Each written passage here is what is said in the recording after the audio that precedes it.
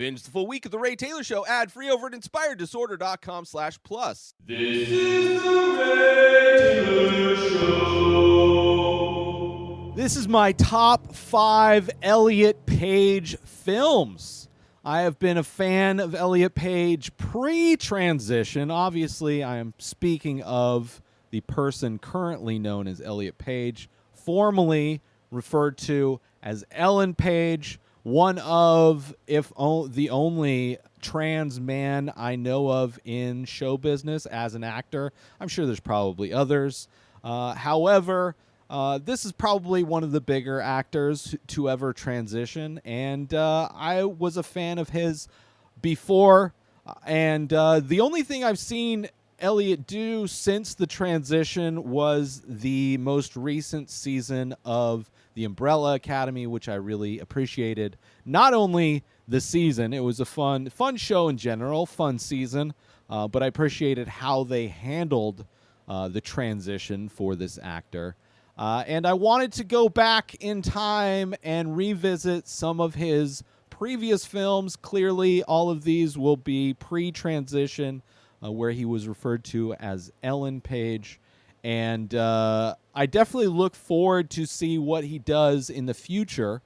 So far, what I've seen as far as upcoming projects are all animated voice work.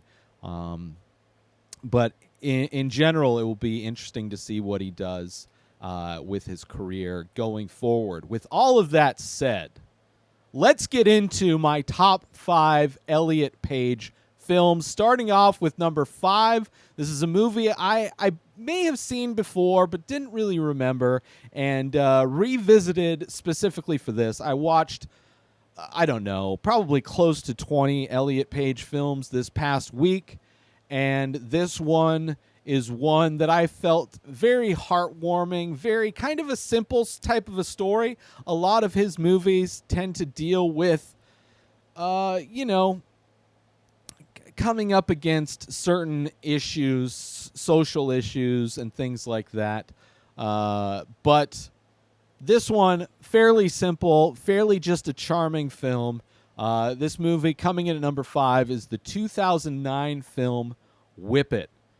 It's the film where Elliot Page plays a girl who is doing like beauty competitions. It's something that her family is kind of a conservative family, it's fairly conservative film in general, but she decides to get into the world of roller derby, and she hides it from her family, and she gets some support from her friends. This is kind of a mix of a sports film and a coming of age film. There is a hilarious scene where Elliot Page is trying to kiss a boy under the water, and it seems like both actors struggle to swim. Like, it's a scene that seems like it took a lot of takes, and a lot of them were very unsuccessful. Like, the idea of two people kissing underwater versus the reality of making that happen probably didn't line up exactly as the making of this film. Also, this movie directed by Drew Barrymore, but just a sweet film, sports film, finding your inner strength, having people come to grips with who you are as a person, that you're not the person that they intended you to be, that you wanted to become your own person, and I appreciate it. It's just kind of a fun, heartwarming film. Her relationship she has with her dad, who is the dude from Daniel Stern from Home Alone. So sweet. Such a fun little relationship they have. Jimmy Fallon trying to be like this kind of... anytime Jimmy Fallon's trying to have edge is kind of funny. Similarly to like Will Smith. Both of those guys have no edge. Like, I don't buy either of them being like angry or dangerous in any way. But in addition to Elliot Page, there's obviously Drew Barrymore was in this film. Kristen Wiig is in this film. Alia Shawkat, which I'm a huge fan of hers. But just a fun cast, a fun movie. I really enjoyed it. So it's coming in right now, right here at number 5, Whip It. Moving on to my 4th favorite Elliot Page film. This is a movie, probably out of the movies that are on this list, this is a movie where Elliot has the smallest part, I would say. But the performance that he gives is so amazing. It is my favorite Elliot Page performance in everything. For that reason, I could almost put this at number 1 if I was going just based on performance and my enjoyment of the performance. This would be number 1, but it has to be knocked down because it's a smaller performance. It's not a vehicle that he is the star of. And it's also a wacky movie, a really wacky movie. But a really fun movie nonetheless. So coming in at number 4 is Super. This movie written and directed by James Gunn, the guy who brought us the most recent Suicide Squad. I believe it's called The Suicide Squad, which I was a big fan of. This movie came out in 2010, starring Rainn Wilson, which is one of the kind of crazier roles where Rainn Wilson gets the idea to become a superhero because he wants to right the wrongs in his life. His wife has been kidnapped by a drug dealer and he got her hooked on drugs again, and Rainn Wilson wants to seek justice in the world. Very much a B movie, a lot of gory scenes, a lot of graphic scenes of heads exploding, bodies exploding, which are very similar in James Gunn's films, especially the most recent Suicide Squad movie. But Elliot Page's character in Super is so unhinged. The laugh he gives is so amazing, so much fun. I enjoyed it so much. When I first started watching the movie, again, it's been a while since I had watched Super, but when watching it, I was disappointed because Elliot was a fairly small aspect of the movie. It takes a while for his character to kind of get some footing in the movie itself. And I wasn't going to add it to the list because of that. But once I saw the performance and how completely unhinged Elliot Page can be, I loved it. I had to have it on the list. So coming in at number 4, despite the fact it's not like a vehicle for Elliot Page, it's not an Elliot Page film, probably the smallest character, still ends up being the sidekick to Rainn Wilson for as long as that lasts. But the performance is what made it so much fun. And such a crazy, a B movie, but with huge actors. I mean, you have Rainn Wilson, Elliot Page, Kevin Bacon, Liv Tyler. You have Michael Rooker, who seems to be in all of James Gunn's films. So a lot of you got Nathan Fillion, a lot of big actors showing up for what is a crazy B movie, but a lot of fun. I really enjoyed it. So coming in at number 4 is Super. And now a quick word from our sponsor. Now you can wear The Many Faces, original art by Ray Taylor. Select pieces from the ongoing series of abstract ink paintings. All products made with high-quality materials, made right here in the USA. Go to inspireddisorder.com/TMF merch to browse the entire collection and save yourself an extra 10% when you check out by using coupon code RTSTMF. So once again, go to inspireddisorder.com/TMF merch and save 10% when you use coupon code RTSTMF. And now, back to our show. So moving on to number 3, this is a movie that I really enjoyed when it first came out. It's a movie that, of the time, of the early 2000s or the kind of mid to late aughts, I would say, was kind of a similar type of a vibe a lot of movies were giving out. It's got an actor that, kind of fits in that vibe as well. But a fun movie, a great kind of coming-of-age film.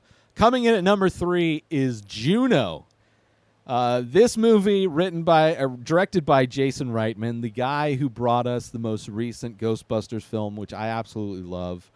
This movie starring Elliot Page and Michael Cera. You have Jennifer Garner. You have, what's-his-face, Jason Bateman. You have J.K. Simmons playing Elliot's dad or Juno's dad. Rainn Wilson has a small part in this movie. Just such a fun movie. What's her mom's name? Is she even in here? Oh, this is horrible. Why would this not? Oh, Allison Janney plays her mom. A movie about a girl in high school getting pregnant on a soft, comfy chair with her boyfriend. Not even her boyfriend. One of her friends who is a boy, played by Michael Cera, and she decides to keep the baby. So in contrast to so many movies that are about the struggle of a young girl trying to get an abortion, which there are many of those movies, this is one where she decides to keep it and put it up for adoption, which the non-reality aspect of it is how many people there are to adopt children. There is not that many people that are willing to adopt children, despite how much the forced birthers want to use that as an argument to keep children, to keep unwanted children. But still, a great movie. This one being the first movie that put Diablo Cody on the map.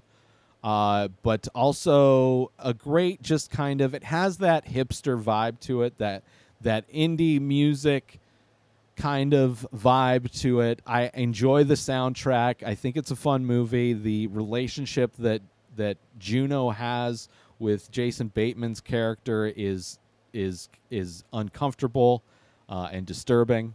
On like mildly disturbing. It's still a fairly sweet movie. It's also like Juno's parents are super supportive. Like it's not a movie that, unlike a lot of movies, it's not a movie that would elicit a lot of drama and have a lot of friction between the characters. It is a very kind of drama-free ride, kind of a low-key, lo-fi comedy with some really fun like writing and dialogue by Diablo Cody, and just a lot of fun, this movie. Coming in at number 3, Juno. Now, moving on to my second favorite film. This is a movie that is my first time seeing Elliot Page in anything. This is a movie that when I watched it, it blew me away. This movie starts off super uncomfortable, and there's a twist that happens that makes it pretty badass and makes it a much different movie, but loaded with suspense. Coming in at number 2 is Hard Candy. This movie is the worst movie to show on a date with a girl when you're in a new relationship, which I did. I had seen the movie before, and I knew the twist. I knew it was a badass movie. I knew I enjoyed it, but for whatever reason, I didn't think about how this movie starts. And this movie is about how Elliot Page is a 14-year-old girl, and Patrick Wilson is a photographer, and they met online, and he is kind of seducing her. It is a very uncomfortable situation where you see this older guy seducing a younger girl. And there is a turn that happens. And the turn happens at the moment that it happens in other movies where the creepy guy drugs the girl. Except for in this movie, it is the girl who drugs the creepy guy, and the movie becomes this revenge movie. And it is a movie that before that moment hits, before that twist happens, when I was on a date watching this movie with my new girlfriend at my house, brand new relationship, at my house. She was a little younger than me, not nearly the age gap. I was like 30, she was like 25. But still, watching how this movie starts, super uncomfortable. And then once the turn happens when she drugs him, it's like, oh, okay, It's going to get good. Trust me. This is going to get... I know it was creepy at first, but I'm not a weirdo. Like, keep watching this movie. It's bad. It's anti-pedophilia. Such a great movie. Again, like, even watching it again, I forget when the twist happens. I forget which happens. And it's like, it almost surprised me again.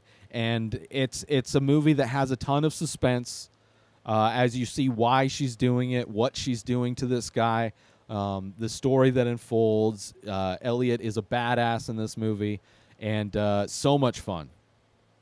Despite the fact that it is so uncomfortable when it starts, but once it hits that turn, it's still a suspenseful ride because he's trying to get away. But I loved it so much. That's why it's here. Number 2, and I think this is one of Elliot's first films. I think it was an independent film that made it big in Sundance. I don't remember how I first found it or got a hold of it and watched it, but it's been one of my favorite Elliot Page films ever since I first watched it, and it's great. It's so well done, so simple, only a few actors. Sandra Oh is a very small part of it, which Everything Everywhere All at Once is an amazing movie that just came out. So it's awesome to see her in like this super small role. But it's really just two people. It's a two-hander. It's Elliot Page and Patrick Wilson, and a lot of intensity and a couple balls, or at least the assumption. So coming in at number 2 is Hard Candy. Join Inspired Disorder Plus today. Head on over to inspireddisorder.com/plus to join. Membership includes members-only discounts and deals. You get access to the Ray Taylor Show completely ad-free, as well as bonus episodes. You get access to the complete live painting archive. You also get access to every single podcast ever produced by Inspired Disorder, hosted by Ray Taylor. You get access to Ray Taylor's personal blog, as well as the opportunity to ask me any questions. So if you want to start a podcast, you're into art, ask me anything. And so many more things are being added every day to Inspired Disorder Plus. So sign up today, become a member, head on over to inspireddisorder.com/plus and become an Inspired Disorder Plus member today. Now, my number 1 favorite Elliot Page film is not necessarily an Elliot Page vehicle. This is more of an ensemble cast. There's a lot of big stars in this film, but it is easily the best movie Elliot has been in. And it is a movie that is, it's just an amazing film. It's a masterpiece on a lot of levels. It's by a director that really pushes the envelope with so many things. He's so willing to be experimental with not only the stories and the narratives, but also the technology used to tell these stories. So coming in at number 1, my favorite Elliot Page film is Inception. Written and directed by Christopher Nolan, of course, starring Leonardo DiCaprio. Joseph Gordon-Levitt is kind of a side character. Elliot Page, kind of a side character. Elliot's character in this entire film is kind of the audience surrogate in a lot of ways. A lot of exposition is put in his direction. But there is Elliot is a big part of the story, I would say. Just such a great movie. So mind-bending, like a film that really rewards review visits because it is so layered and so complex. The more times I've watched it, the more I've gotten out of it. And it's a great performance by Elliot Page and an amazing movie from top to bottom. It is so different than everything else Elliot has done. It is and one of the best movies. It's got emotions, ups and downs, lefts and rights. Such a great movie. So coming in as my favorite Elliot Page film, Inception. Now, of course, there were movies that I didn't get to. There's movies that, I watched. Freeheld is a great movie where she plays the wife, a domestic partner of a cop who is a woman. So it's a same-sex marriage in Texas, and it's about how the police department didn't want to give her wife or her partner the benefits as her partner dies of cancer. Great movie, heartfelt, a little bit too easy. It almost feels it's based on a true story, but it has that thing that true stories and like biopics suffer from, where it's just like drama and everything seems to be overcome fairly effortlessly. But it's a pretty great movie nonetheless. Tallulah is another great movie that almost made the list, where Elliot plays kind of a homeless person that cons her way into a family and, is kind of makes connections, kind of makes a family along the way. And probably would have been a number 5. That probably would have been closest to number 5. But I thought Whip It was, just a little bit more fun. Is there any other ones that I thought might? I don't like any of the X-Men movies, so there's no way that was going to come up. The East was all right. Elliot's not a big aspect of that movie, though. Smart People was kind of a fun movie. But yeah, no real big honorable mentions, really. So one more time, this is my top 5 Elliot Page movies. Starting off with number 5, Whip It. Number 4 is Super. Number 3 is Juno. Number 2 is Hard Candy. And my number 1 favorite Elliot Page movie is Inception. Let me know how you would rank Elliot Page's films in the comments. Hit me up on social media. I would love to know. Maybe there's a movie that I missed, a hidden gem somewhere in his filmography that I did not get around to watching, but definitely should. I always love movie recommendations, so hit me up. And much respect to Elliot Page for living your real and authentic self. It is something that I enjoy and celebrate whenever anybody is able to live their authentic self and be who they truly are. And I appreciate that. And I am excited to see how his career changes in the coming years post-transition. So that's it. That's my top 5 Elliot Page films. New episodes of The Ray Taylor Show come out every single day. Subscribe on YouTube and everywhere our podcasts are found. Binge the full week over at inspireddisorder.com/plus. Buy Ray Taylor Show merch over at inspireddisorder.com. And follow the show on Instagram at Ray Taylor Show. Have a wonderful day, everybody. Peace out! Today is the day where you wake up and you realize that everything that you've been dreaming about, everything that you've been wanting, every goal and wish and hope that you've ever had can become real. Dreams can come true. What you manifest in your mind, you can bring to reality.